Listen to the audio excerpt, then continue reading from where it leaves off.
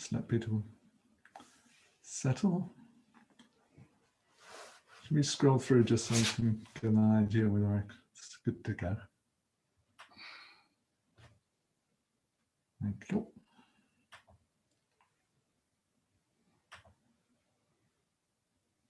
Yes.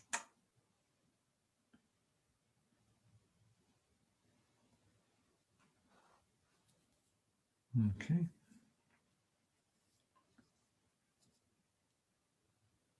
Thanks. Right.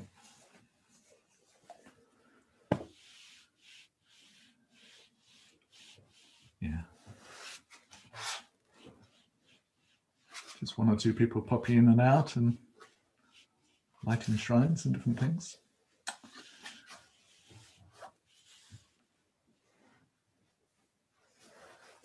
Okay. Put me back on gallery view.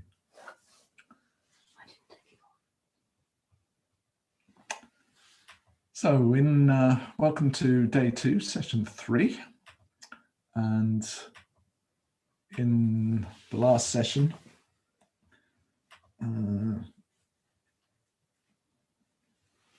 I ended up answering a question.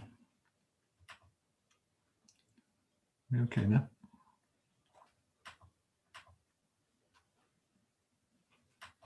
About inspiration and yes, how that can, when we're not that integrated, it can not, yeah, it can go wrong in various ways. But yeah, that doesn't mean to say that we give up on it. We just get more skillful in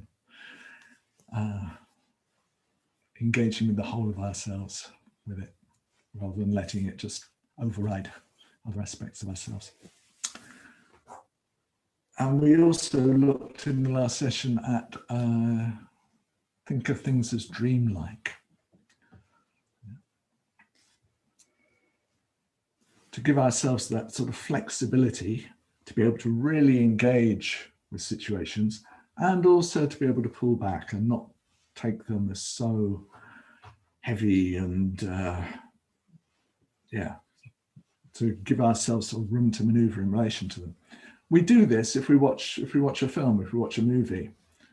Yeah, if you're watching a movie and things are really getting very, very difficult, or it's, you know, there's something very challenging happening on the screen, at a certain point where it's just getting a bit overwhelming, you're likely to have this little voice come up in your mind going, oh, don't worry, it's only a film, it's all right. Yeah. And that gives you that sort of space. It stops you from being emotionally overwhelmed. It stops it from all just being too much, because you're not now treating it as completely real. Yeah. So with the movie, we're very good at doing this. Yeah, we emotionally engage, we give credence to what's going on, and we feel what's happening. Yeah, but we're able to step out. We're able to step back and just, yeah, give ourselves that space. With what we think of as real life, often we don't manage to do that. Yeah. But we can develop that sense too with real life as well, in inverted commas. Yeah. So that, yes, you know, what's happening now, it feels like, oh, you know, it's really big and serious. But then we did that meditation where all kinds of things have felt big and serious over the decades, and they've all passed, they've all moved on. Yeah.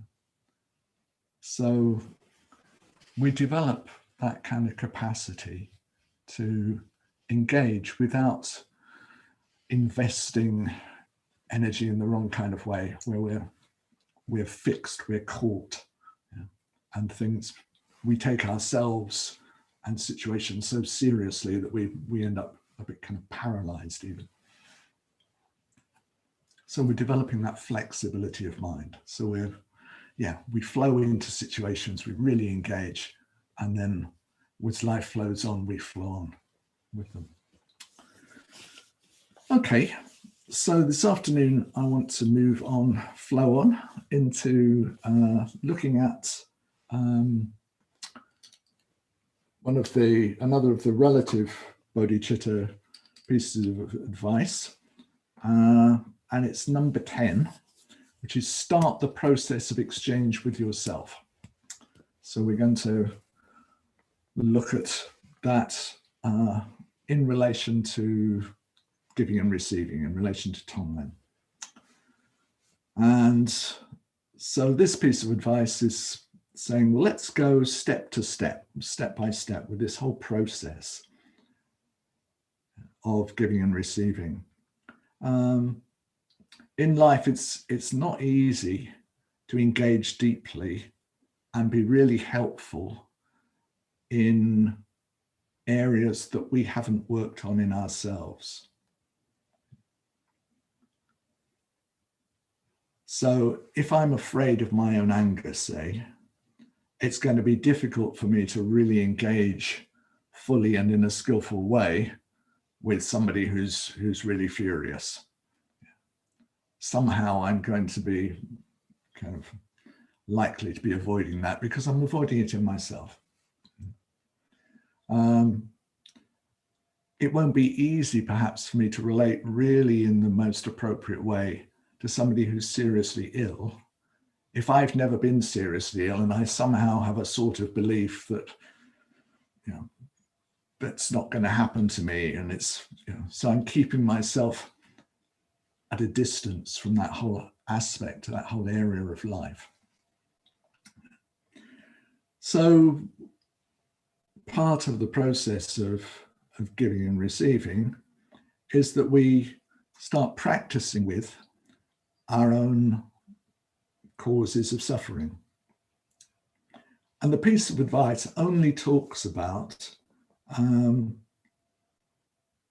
least in some versions of it, it only talks about the taking part, taking on the suffering.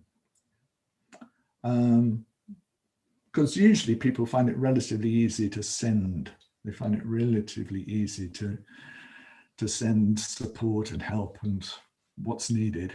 It's the taking in part that's often where the issues arise. So how we do this is within the giving and receiving practice, we start off by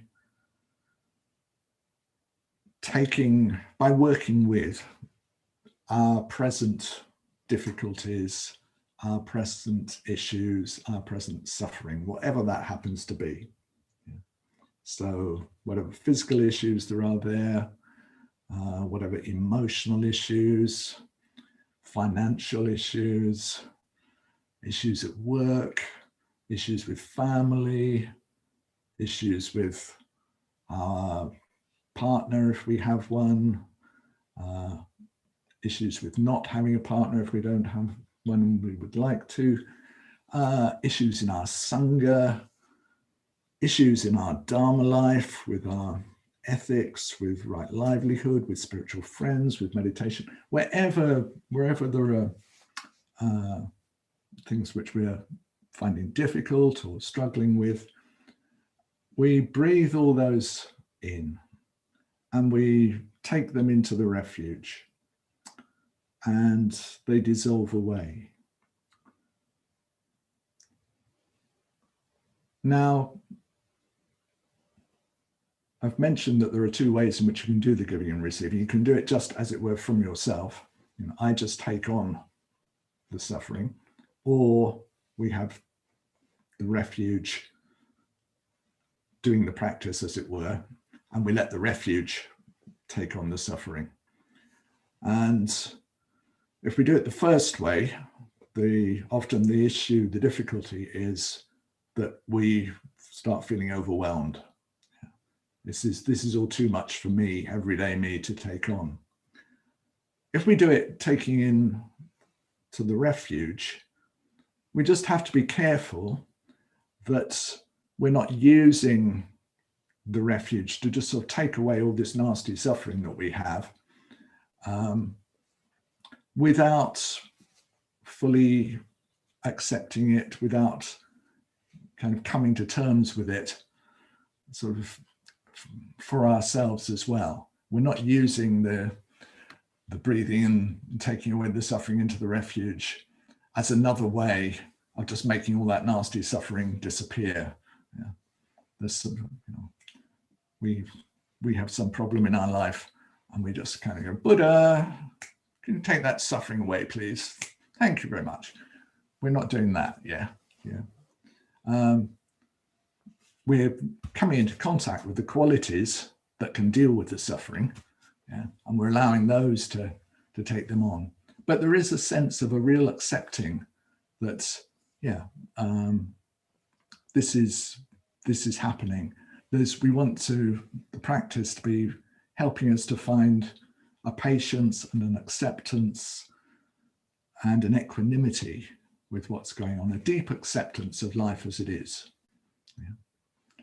So we do that in relation to whatever's happening with us now. And then we go on into the future. We don't know what's going to happen, but we can imagine what's the path our life is likely to take.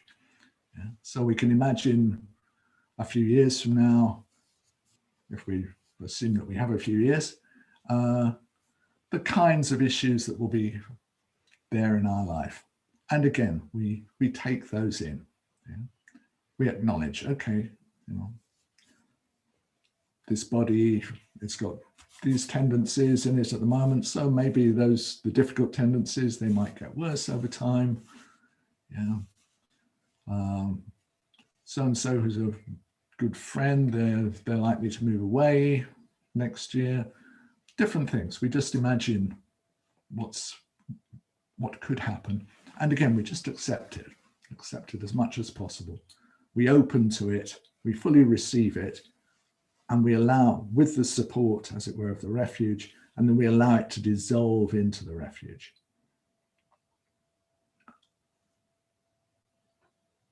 And we can go on. We know, what do we know for sure about the future? Well, we know for sure that we're going to die. That's the one great thing that we can rely on, as sort of one foundation stone, the one certain piece of knowledge that we have, the one thing we usually like to ignore. So with that too, okay, we imagine, okay, here I am, and one day I shall die. And we do our best again to open to that and take it into refuge in our heart. And there's also a sending of whatever's helpful, whatever's needed, like on our deathbed, okay, so what's needed? Yeah, what will support our dying process to be as good as it could possibly be? So that's sent out with the out breath.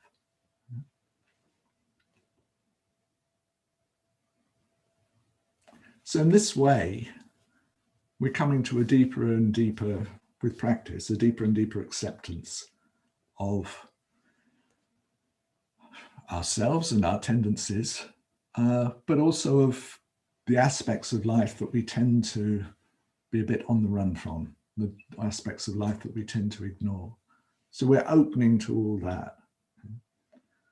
And we're using the difficulties as a basis for developing qualities. So, when we imagine ourselves being sick, say,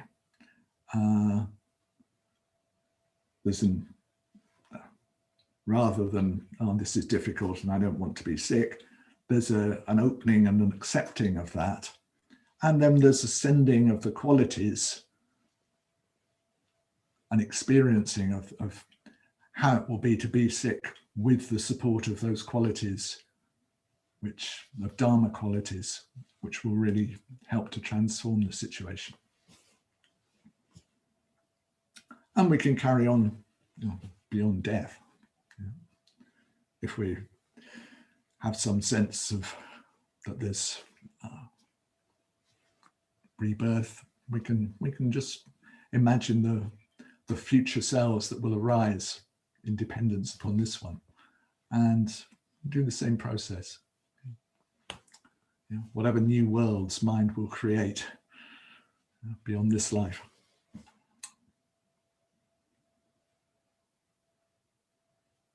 So there's a full sort of turning towards things.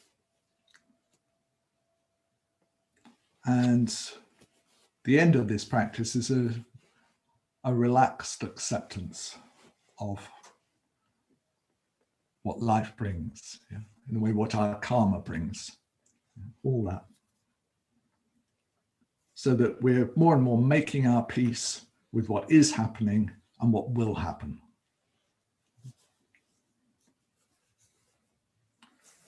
So this works against fear and anxiety.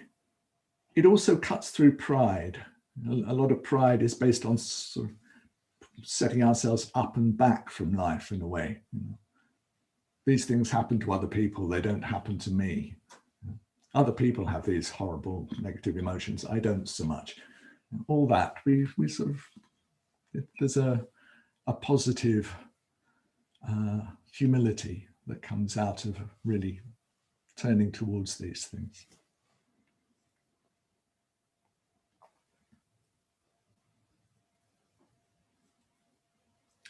And it's not emphasized in the tradition so much, but there can also be a real giving of oneself from the refuge. The practice can be another way of practicing self-metta. So from the refuge can come deep love, deep well-wishing, deep kindness for ourselves, which in the West, it's not emphasized in the tradition because it hasn't been a problem in the tradition. But in the West, so many people are just uneasy. They're not sure whether they're lovable. They're not sure whether they're loved. They're not sure whether people really care about them. They're not sure that although people seem to care about them, they would care about them if they knew what they were really like, etc., etc. All that unease, yeah, all that can be just bathed in love and compassion and kindness from the refuge in the course of the practice, just with the out breath. So you just really sort of soak in that. And that then means that our self-metta gets stronger, which means that we can go more sort of cleanly and effectively into difficult situations with other people, because there won't be a kind of looking for something back, a sense of, yes, I'm doing this for you, but I really need affirmation or I really need love from you in return. There can be more of a just genuine, simple giving, because we're finding that deep resource in ourselves that sort of, again, allows us to be at peace with ourselves. There's just a real self-metta there. So it's another way of practicing. In a sense, it's another way of practicing the first stage of the metta.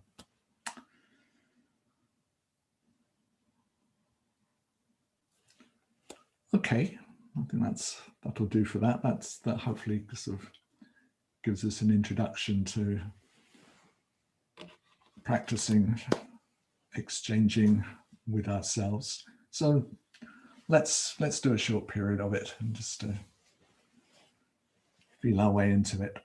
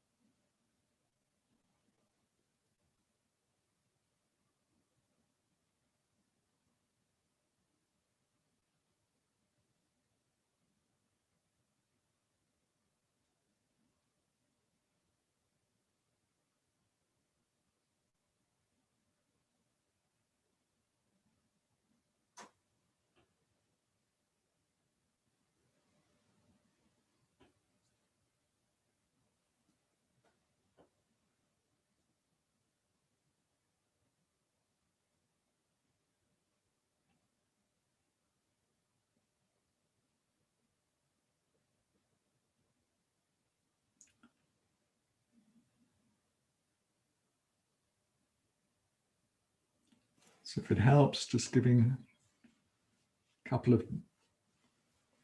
full out breaths, just letting go of any tension. And then just aware as we are.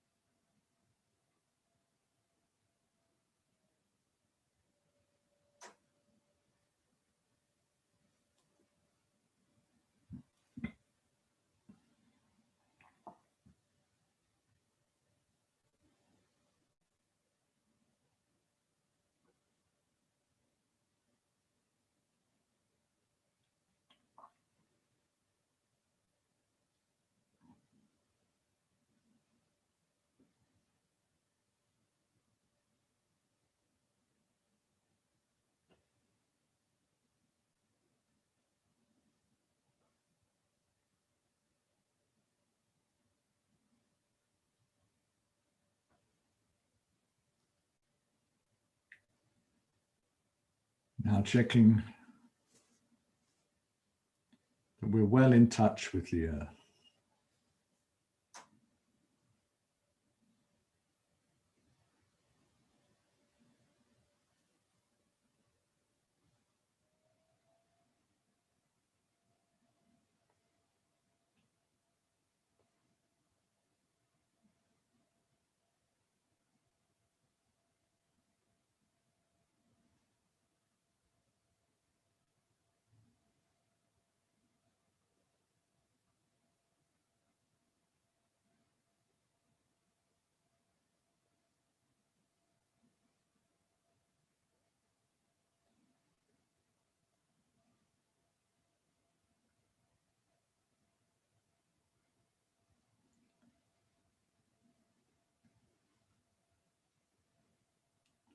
Letting the body rise up, open.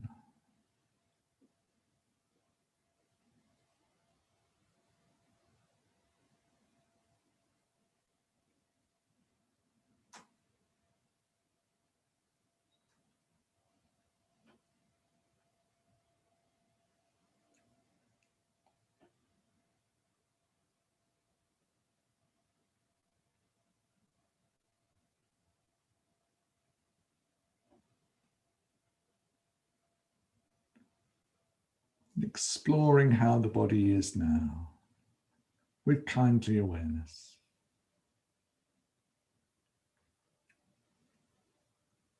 It's never been quite like this before. How is it?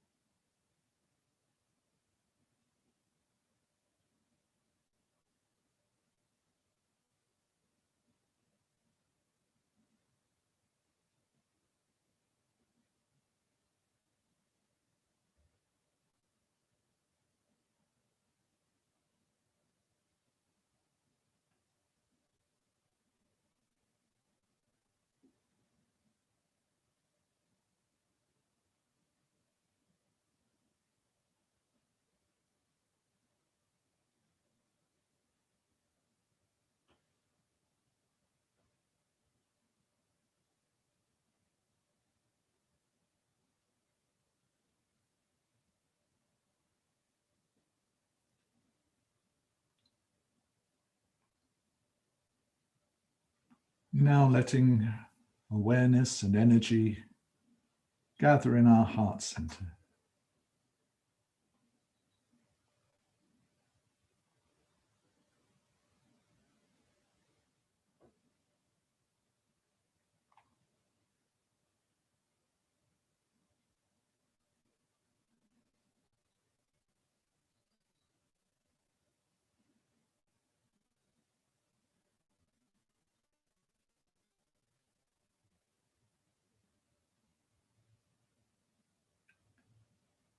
and all the qualities of awakening. Embodied in the refuge.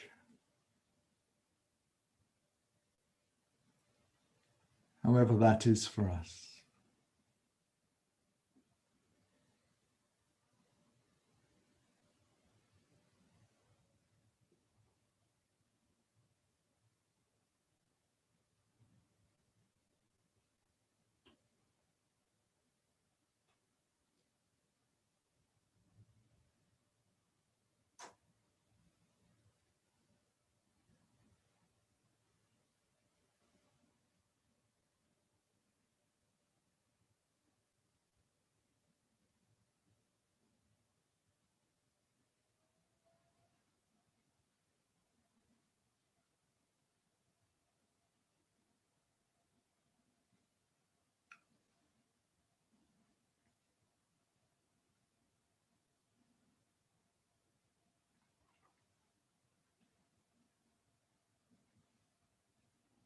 With this great reservoir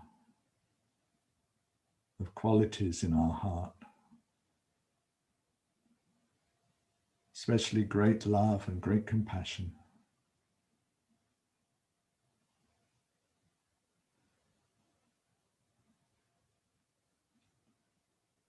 we start to be aware of the breathing.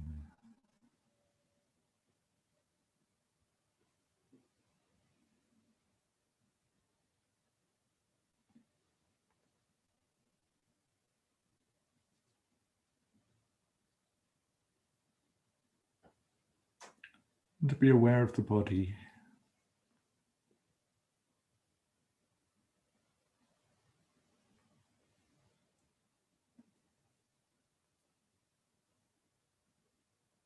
Noticing any physical difficulties.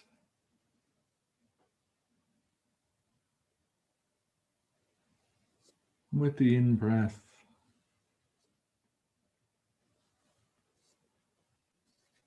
they're taken into the refuge. And with the out-breath, there's ease, relaxation, warmth.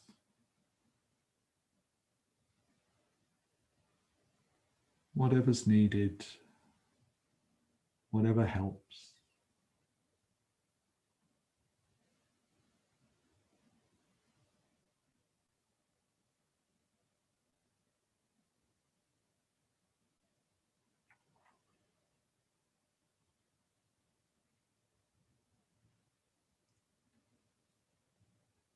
In our own time, in our own way, just being aware of our life situation as it is at the moment.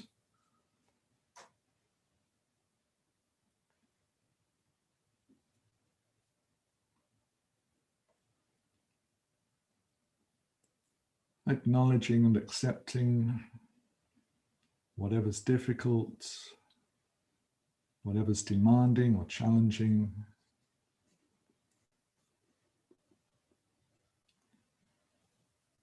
With the in-breath,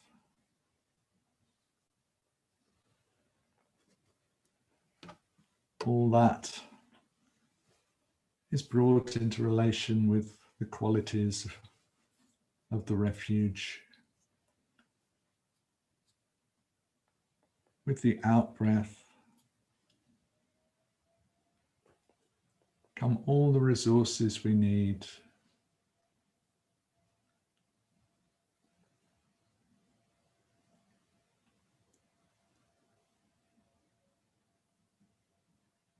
particularly all the Dharma qualities that we need.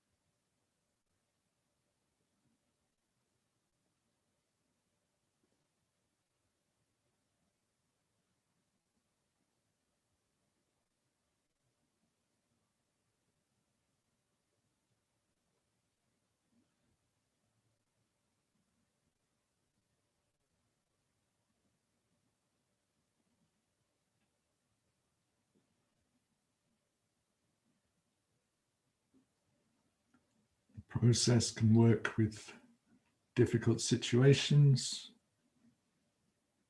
but also with aspects of our own makeup that we find difficult.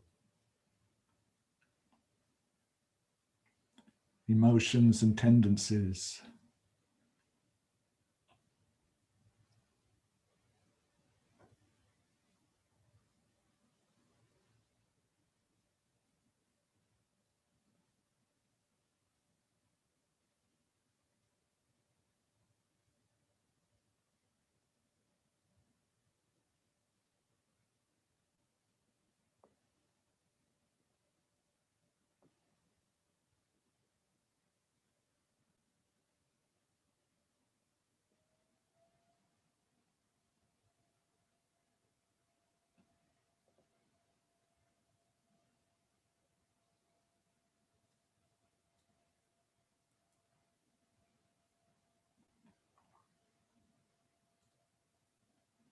Now let's go on into the future.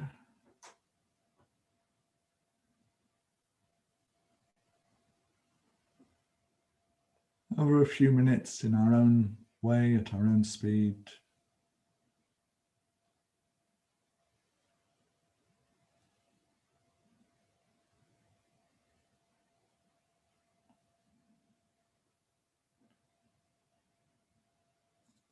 Things that are predictable in the near future. And also things we really don't know about yet. The sense that whatever comes, whatever life brings, there's an opening.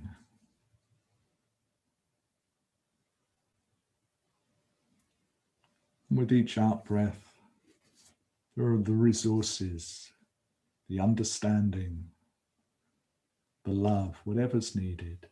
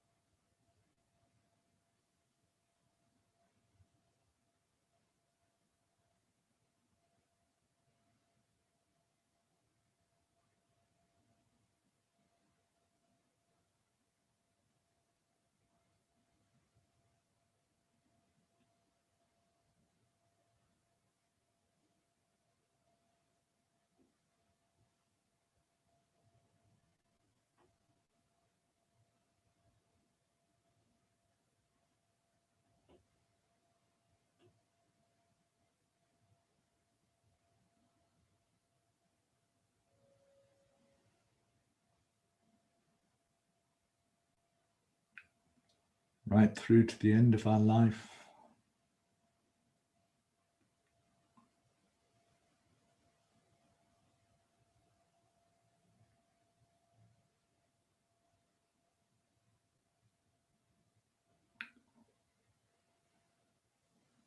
And if it makes sense to us in some way, the bardo and beyond.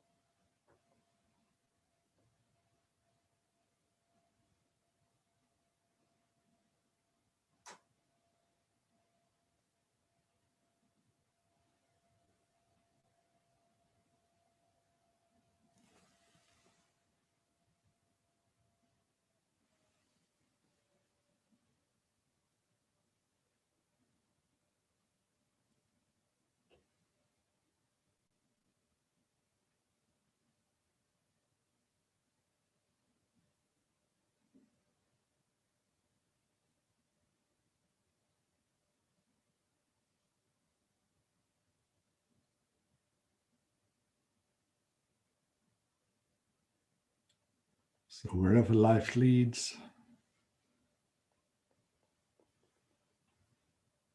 the refuges and the Dharma, love, compassion, and wisdom accompany us.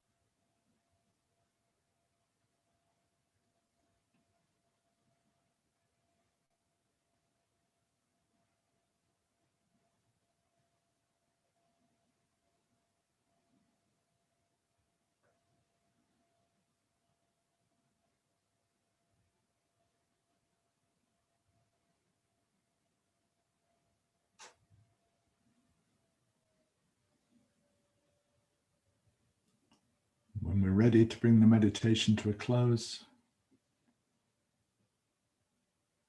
nothing to do.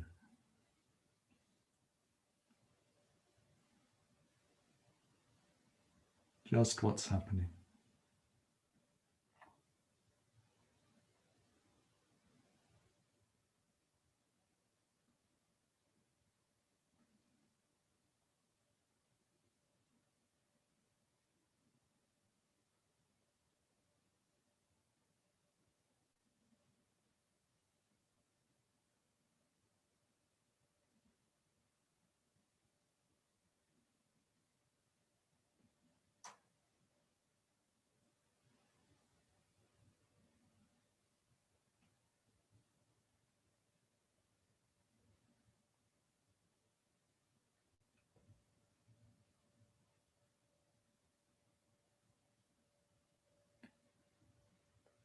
And for a moment, being aware of all of us, our retreat community,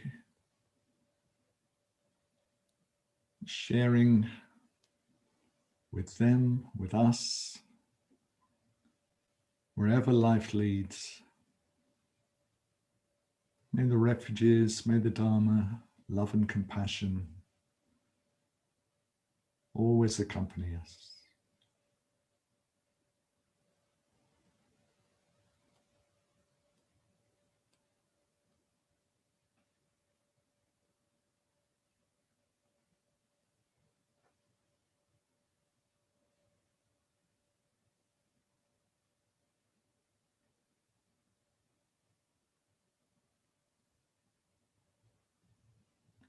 And making that wish for all beings.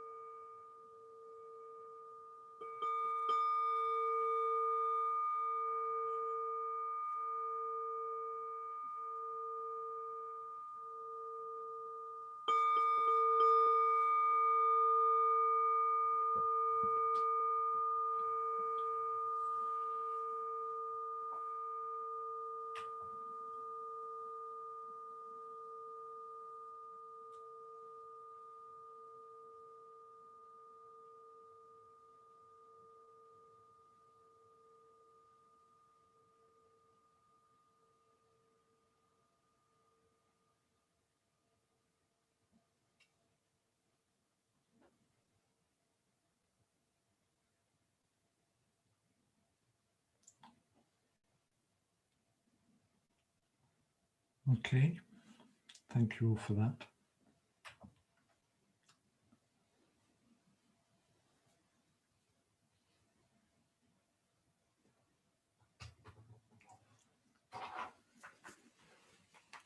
I hope to see many of you for session 4.